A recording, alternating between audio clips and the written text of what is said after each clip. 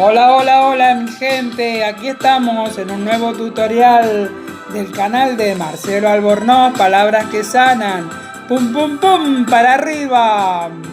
Esta vez nada más vamos a hacer algo muy cortito, muy simple, muy sencillo. Vamos a buscar, primeramente vamos a entrar al YouTube Studio y vamos a entrar a canal, donde dice canal, apretamos ahí. Esperamos que se abra y vamos a buscar el desarrollo de la marca. Apretamos ahí, desarrollo de la marca, y simplemente vamos a ir en el recuadro azul donde dice agregar una marca de agua. Ahí tenemos tres opciones para elegir. Vamos a elegir la que a nosotros más nos convenga, en este caso la azul, y vamos a seleccionar un archivo. Apretamos acá donde dice seleccionar un archivo.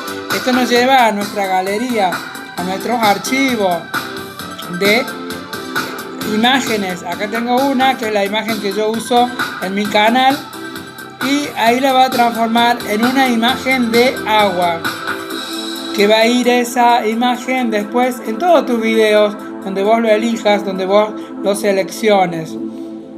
Ya estamos, simplemente le damos a guardar. Y ahí ya tenemos nuestra marca de agua subida. Ahí está, pum pum pum, para arriba.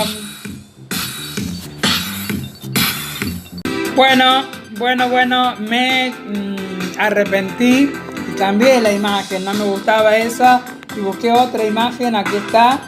Ahora sí, le damos guardar y nos va a llevar a otra pantalla. Esperamos un segundito.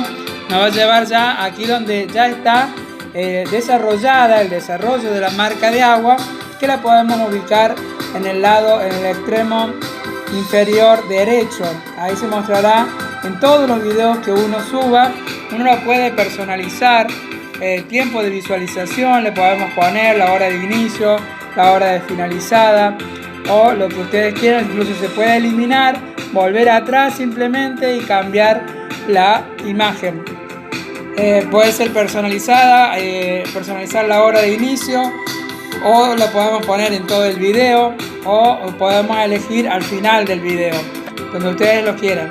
Yo lo tengo personalizado, así que ahí estamos, pum pum pum, para arriba.